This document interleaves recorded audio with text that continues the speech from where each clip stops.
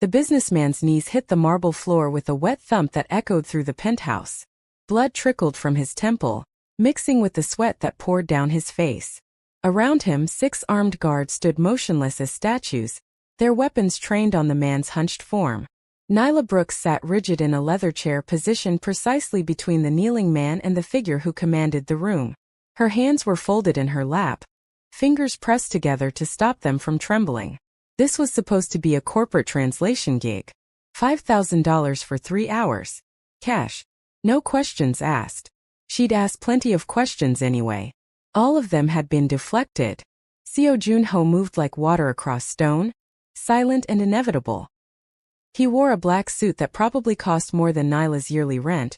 His dark hair swept back from a face that might have belonged to a young executive if not for the coldness in his eyes. Those eyes never blinked as he crouched before the businessman, close enough that their breath mingled in the space between them. "Tell me why you stole from me," Junho said in Korean, his voice carrying the temperature of winter. The businessman lifted his head. His eyes found Nyla's, and in them she saw something that made her stomach drop. Not fear. Resignation. "They will kill you tonight," the man whispered in English, his accent thick with desperation. "Your own men sold you. They've already chosen your replacement." The air in the room changed. Every guard shifted weight, hands tightening on weapons. Nyla felt the pressure of a dozen eyes on her skin. Junho hadn't moved. His gaze remained fixed on her face, reading every micro-expression. "Translate," he said in Korean, each syllable deliberate. "Exactly." Nyla's throat had gone dry. She'd learned Korean from her grandmother, perfected it through 4 years of intensive study and another 3 working the underbelly of New York's translation circuit. She'd translated court proceedings, medical emergencies, business deals worth millions. But she'd never had to decide whether speaking the truth would start a massacre. "He says," she began, her voice steadier than she felt, "your inner circle has already chosen your replacement. They plan to kill you tonight." The silence that followed was absolute. Then Junho smiled. It was the most terrifying expression Nyla had ever witnessed. "Ask him which one," he said softly. She repeated the question in English. The businessman's lips moved, forming a single word that fell between them like a death sentence. "Minjae." Junho closed his eyes. When he opened them again, something fundamental had shifted in his face. Minjae was his brother. Nyla didn't know this yet, but she saw the moment the information carved itself into Junho's bones. He stood in one fluid motion and walked to the floor-to-ceiling windows overlooking Manhattan. The city glittered below, oblivious to the violence unfolding 40 stories above its streets. "Take him," Junho said without turning. 2 guards moved immediately, hauling the businessman to his feet. The man didn't struggle. As they dragged him toward the exit, he looked back at Nyla one final time. "Thank you," he mouthed. Then he was gone, and Nyla was alone with Seo Junho and the 4 remaining guards. 12 hours earlier, Nyla had been a different person living a different life. She'd started her day at the courthouse on Center Street, translating for a Korean national facing deportation. Then she'd rushed to Mount Sinai to help a family understand their father's cancer diagnosis. After that came a quick job at the consulate, followed by an interview for a position she was overqualified for but desperately needed. Her phone had buzzed as she walked down the subway steps. Unknown number. She'd almost ignored it. "Miss Brooks? I have a private interpretation opportunity. Tonight. $10,000 for 4 hours of work." $10,000. 3 months of rent. Her mother's medication. The crack screen on her phone replaced. The constant weight of financial anxiety lifted, at least temporarily. "What's the job?" she'd asked. "A business meeting. Your Korean is excellent according to our sources." "What sources? Is that a yes or a no, Miss Brooks?" She'd said yes. Of course she'd said yes. And when the black SUV with tinted windows had pulled up to her Brooklyn apartment at 8 p.m., she'd hesitated for only a moment before climbing inside. The penthouse had been her first warning, the armed guards her second, but by then she was already committed, already sitting in that leather chair with Junho's cold eyes measuring her worth. He'd tested her immediately, before the businessman had been dragged in. Asked her to translate the same sentence 3 different ways, watching how she handled nuance and implication. Then he'd switch tactics, asking rapid-fire questions in Korean she hadn't been warned to prepare for. Why do you need money? My mother is sick. How sick?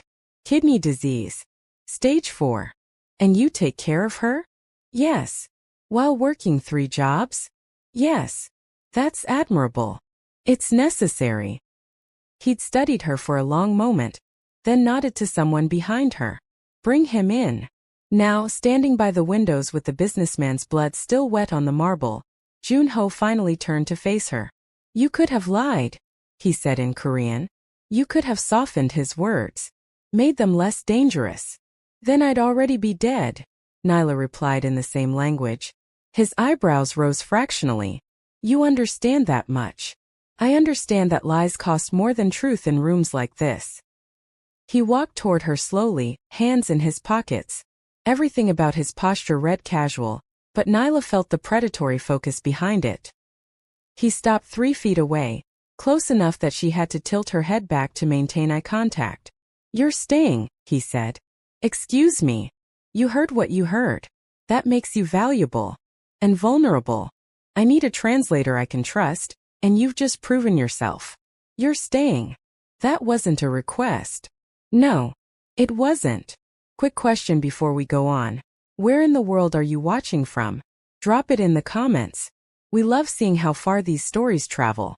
And if you're enjoying this one so far, don't forget to like and subscribe. The apartment was beautiful in the way expensive prisons are beautiful. Hardwood floors, modern furniture. A kitchen stocked with food Nyla would never have bought for herself. Floor-to-ceiling windows offered a view of the East River. Bridges sparkling against the dark water. She wasn't locked in. The door had no visible locks. But the man stationed in the hallway outside made his purpose clear without saying a word. You're under protection, her handler explained. His name was David, and he spoke with the flat effect of someone explaining weather patterns. Mr. Seo wants you comfortable.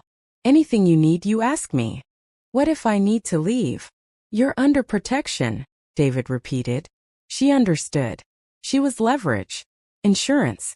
A living repository of dangerous information that made her both essential and expendable, depending on how the next few days unfolded.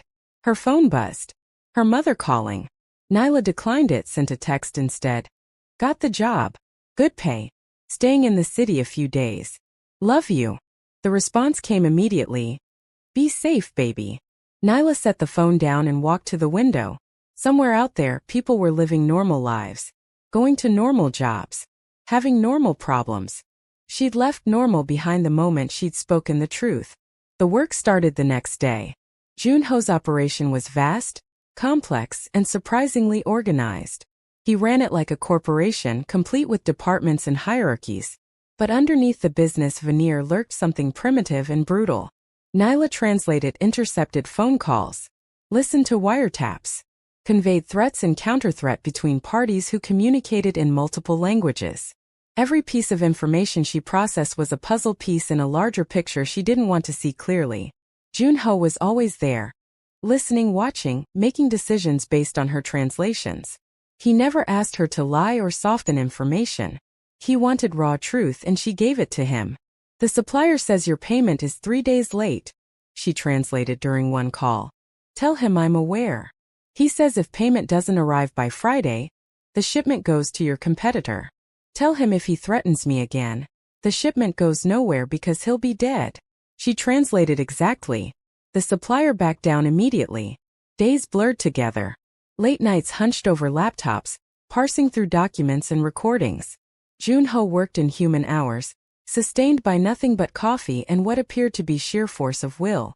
He never raised his voice, never showed frustration, never cracked under the pressure of running an empire while knowing his brother was plotting to take it from him.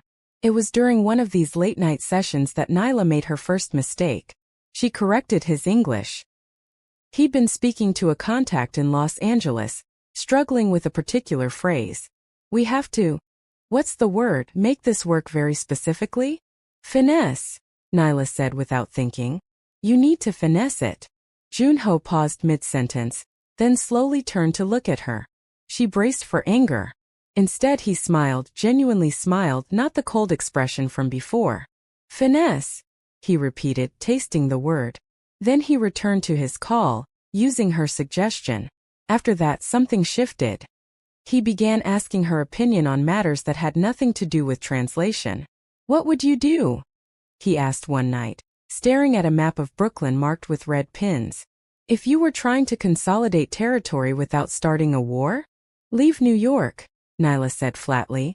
He actually laughed. A short, surprised bark of sound. Just walk away? You asked what I would do. I would leave. And go where? Anywhere that doesn't require armed guards and bulletproof windows. He turned from the map, studying her with an expression she couldn't quite read. Is that what you do? If you could. I don't know anymore. A week ago, yes. Now. She trailed off, unsure how to finish.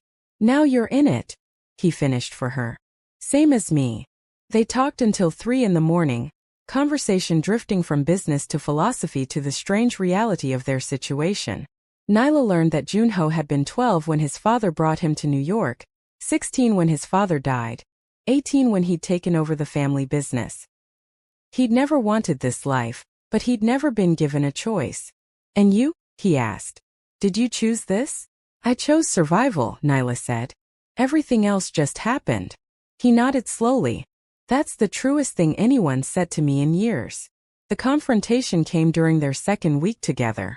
Nyla had just finished translating a particularly brutal threat when she set down her pen and looked directly at Junho. You don't keep me because I translate, she said. You keep me because I don't flinch.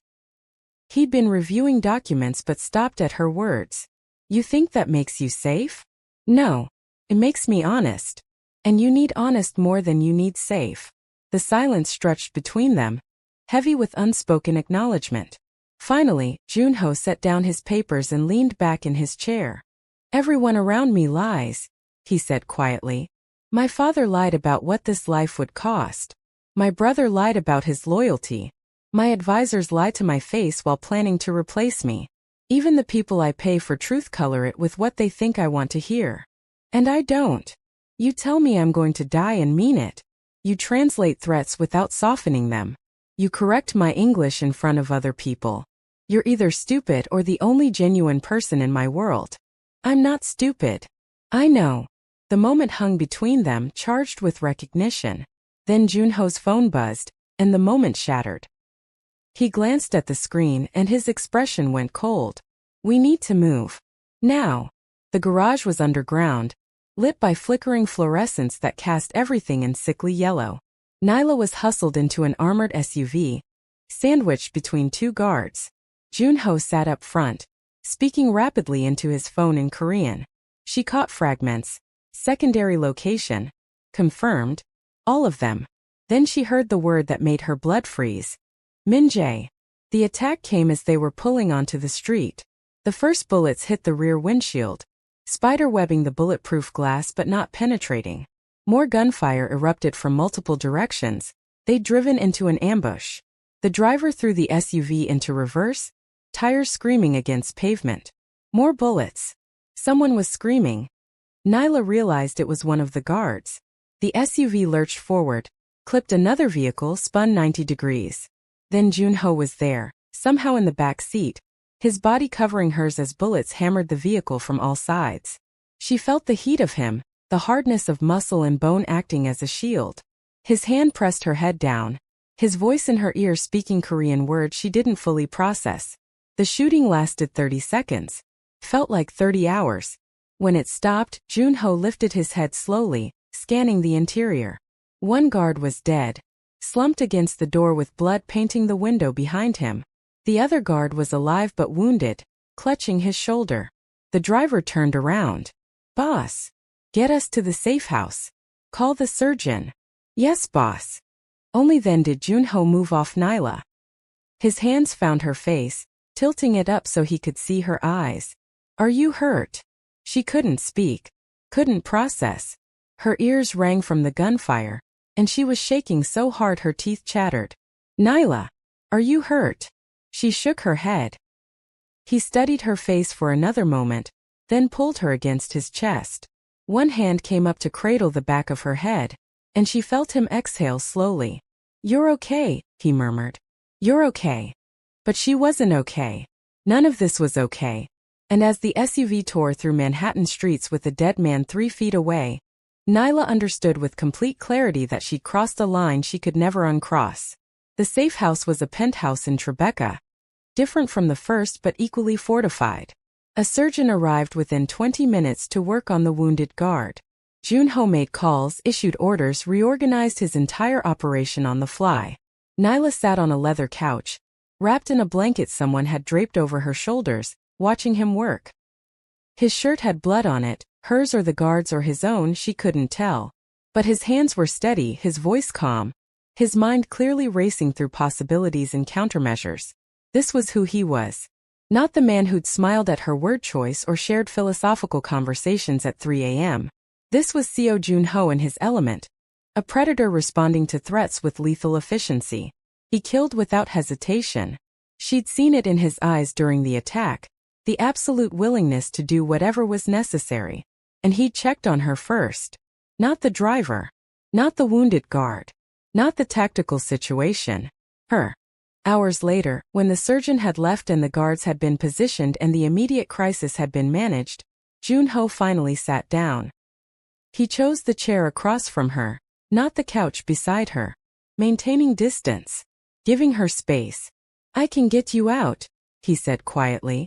"New identity, new city, money to start over. You'd be safe." "Would I?" "Safer than here." Nyla pulled the blanket tighter. "And you?" "I'll finish this." "Finish what?" He was quiet for a long moment, staring at his hands. "My brother wants what I have. My father's legacy, the organization, the power. And he's willing to kill me for it. So I'm going to dismantle everything first. Break it apart so thoroughly there's nothing left worth killing for. That's suicide. It's survival. The only kind available to me now." She understood then. He was going to destroy his own empire to save his life. Burn it all down and walk away with nothing but the satisfaction of denying his brother the prize. "How long?" she asked. 3 months. Maybe 4. And then? He looked at her finally, and in his eyes she saw exhaustion that went beyond physical tiredness. "Then I disappear. Become someone else somewhere else. Try to find out who Seo Junho is when he's not this." Nyla should have taken his offer. Should have accepted the new identity and the money and the safety. Should have walked away from this man and his violence and his impossible situation. Instead, she heard herself say, "I'm staying." He shook his head. "You don't understand what you're."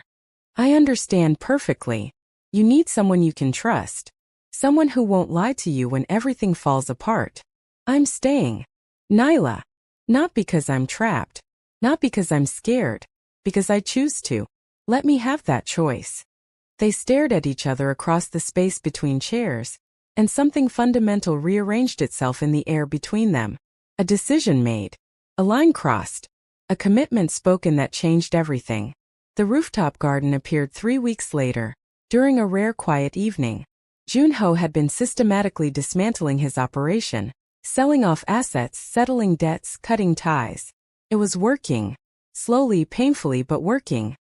He'd brought her up here, a private garden 40 stories above the city, because she'd mentioned missing trees. The gesture had surprised her. Amid everything else, he'd remembered that small detail. They stood at the railing looking out over Manhattan. The city glittered with a million anonymous lights, each one a life being lived in blissful ignorance of the violence unfolding in its shadows. "I could walk away," Nyla said quietly. "Right now. You'd let me." "I know. So why don't you?" He turned to face her, and in the dim light his features softened into something almost vulnerable. "Because you are the only person who tells me the truth. Even when it scares me. Especially when it scares me." She stepped closer, close enough to feel the warmth radiating from his body. "Then let me choose. Don't protect me from the truth of what this is. Don't decide for me what I can handle. Let me choose you, knowing everything." His hand came up slowly, cupping her face with a gentleness that seemed impossible from someone capable of such violence. "You're choosing wrong. That's my choice to make." When he kissed her, it wasn't soft or tentative. It was fierce and honest and earned through weeks of proximity and danger and shared truth. She kissed him back with equal intensity, one hand fisting in his shirt, the other finding the back of his neck. They broke apart, breathing hard. Foreheads pressed together. "This doesn't end well," he whispered. "Maybe. But it's real. That's more than most people get." The final dismantling took another month. Junho moved pieces across the board with surgical precision, always 2 steps ahead of his brother's attempts to seize control. Assets liquidated. Territories redistributed. Power structures collapsed in carefully controlled demolitions. Through it all, Nyla was there. Not just translating but advising, strategizing, becoming a partner in ways that went far beyond the original job description. She learned the business from inside out, understood the complex web of relationships and obligations that held it together. And in the quiet moments between crises, she learned him. Learned that he took his coffee black with 2 sugars. That he'd wanted to be an architect before his father died. That he played piano when he couldn't sleep. That he carried a photograph of his mother, who'd left when he was 8 and never looked back. "Do you think she knew?" Nyla asked one night, looking at the photograph. "What your father would make you into?" "I think she knew enough to leave." "Do you blame her?" "Every day. And never." She kissed him then, tasting the complexity of his pain, offering what comfort she could. They made love slowly that night, learning each other's bodies with the same careful attention they'd applied to survival. Afterward, lying tangled together in darkness, Junho spoke into her hair. "When this is over, I want to try something real. Something honest. With you." "Is that a proposal?" "It's a hope." 3 months after the garage shooting, Junho walked into a federal building in downtown Manhattan with Nyla at his side. He'd made a deal, testimony against his brother and key members of the organization in exchange for immunity and witness protection. The courtroom was packed with federal agents, prosecutors, and reporters kept at careful distance. Min-jae sat at the defense table, his face a mask of hatred as his brother took the stand. Nyla sat in the translator's box, separated from the proceedings by glass and protocol, but connected to everything through her voice. She translated every word Junho spoke, every answer he gave to the prosecutor's questions, every detail of the operation he'd spent 10 years building and 3 months destroying. Min-jae's eyes found hers once. In them she saw murder. She met his gaze steadily and kept translating. The trial lasted 3 weeks. When it ended, Min-jae was sentenced to 30 years in federal prison. 17 other members of the organization were convicted on various charges. The empire Junho's father had built collapsed completely, scattered to the winds. No headlines named Nyla. No cameras followed her. She slipped out a side exit while reporters swarmed the main doors. Another anonymous face in the city's endless crowd. Rain fell softly on the pavement. A black car waited at the curb, its engine running. Junho stood beside it. No guards. No handlers. No armor. Just him. Their eyes met across the distance. He opened the rear door in silent invitation. Nyla walked to him without hesitation and got in. The apartment overlooked the East River from a building in Long Island City. Far enough from Manhattan to feel separate, close enough to stay connected. It was smaller than the penthouses, more personal. A home, not a fortress. Night had fallen by the time they arrived. City lights shimmered across dark water, bridges strung with lights like diamonds on black silk. Nyla stood at the window watching the city breathe. Behind her, she heard Junho moving through the space, the clink of ceramic as he prepared tea. He brought her a cup, his fingers brushing hers as she took it. For a moment they stood in comfortable silence, sipping tea and watching the river. Then Junho set down his cup and reached into his pocket. Not a velvet box. Just a ring wrapped in plain white paper, folded with careful precision. He unfolded the paper slowly, revealing a simple gold band. No diamonds. No elaborate setting. Just pure gold caught in the lamplight. "In my world nothing lasts," he said quietly. "People leave. Empires fall. Trust is currency that devalues by the hour." He took her hand, his thumb tracing the lines of her palm. "But you stayed when you didn't have to. You chose me when walking away would have been safer. You told me the truth even when lies would have been easier." His eyes met hers, dark and serious and filled with everything unspoken between them. "Stay forever," he said. "Marry me. Not because of what we survived. Because of what we built from it." Nyla's breath caught. Her free hand came up to touch his face, fingers tracing the sharp line of his jaw. In the months since that first night in the penthouse, she'd seen him kill, seen him break, seen him rebuild himself from fragments into something new. And he'd seen all of her. The fear, the strength, the determination to meet him exactly where he was. "Yes," she whispered. He slid the ring onto her finger with hands that were completely steady. It fit perfectly, as if he'd always known her measure. They kissed in the quiet apartment, foreheads pressed together afterward, breathing the same air. For the first time since the night they'd met, Seo Jun-ho was just a man. Not a crime boss or a target or a survivor. Just a man asking to be chosen. And Nyla chose him. The wedding happened 2 weeks later in a small chapel in Queens, after midnight when the world had gone quiet. No guests. No flowers. No music. Just a tired officiant who'd been paid triple to open the chapel at that hour.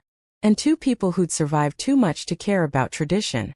Nyla wore a simple white dress bought that afternoon. Jun-ho wore black. They stood before the altar holding hands, fingers intertwined, a connection forged in fire and tempered by choice. The officiant was older, Korean, and wise enough not to ask questions about midnight weddings. "Do you choose each other?"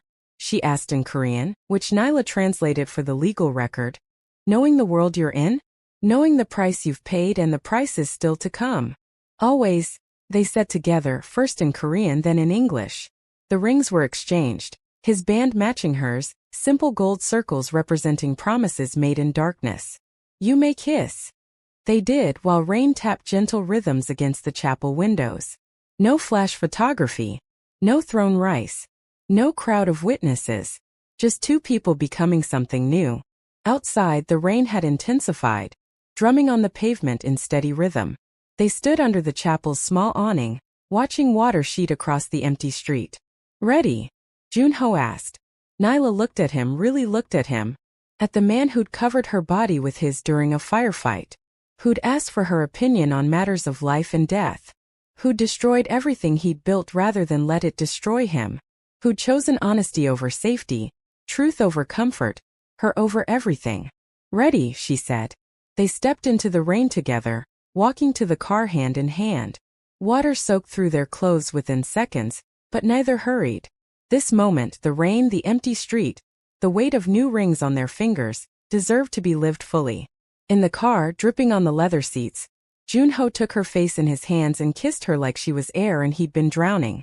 She kissed him back with equal desperation, equal joy, equal gratitude for survival.